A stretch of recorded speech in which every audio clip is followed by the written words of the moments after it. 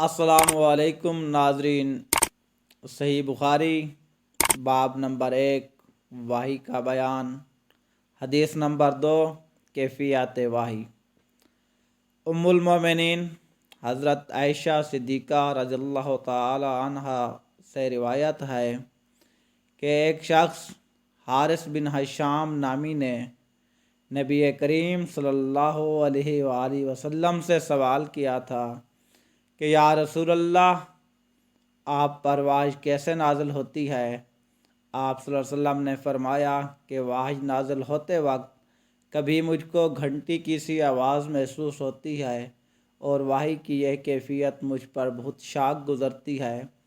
जब यह कैफियत ख़त्म होती है तो मेरे दिल व दिमाग पर इस फरिश्ते के ज़रिए नाज़िल शुदा वाही महफूज हो जाती है। और किसी वक्त ऐसा होता है कि फ़रिश्ता बशक्ल इंसान मेरे पास आता है और मुझसे कलाम करता है, बस मैं उसका कहा हुआ याद रख लेता हूँ। हज़रत आयशा का बयान है कि मैंने सख्त कड़ाके की सर्दी में नबी करीम सल्लल्लाहु अलैहि वसल्लम को देखा है कि आप सल्लल्लाहु अलैहि वसल्लम पर वाही नाज़िल हुई, और जब इसका सिलसिला मौकूफ़ हुआ तो आप सल्लल्लाहु अलैहि वसल्लम की पेशानी पसीने से शराबूर थी।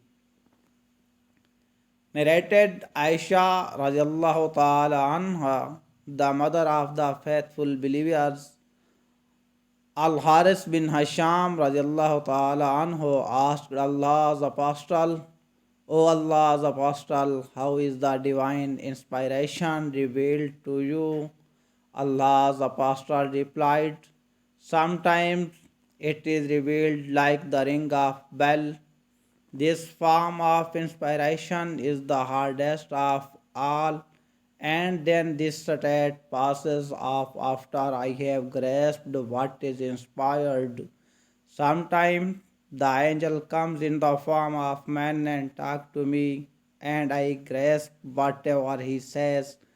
Aisha radiallahu ta'ala anha added, verily, I saw the Prophet sallallahu alaihi wasallam being inspired divinely on a very cold day, and noticed the sweat dropping from his forehead as the inspiration was over.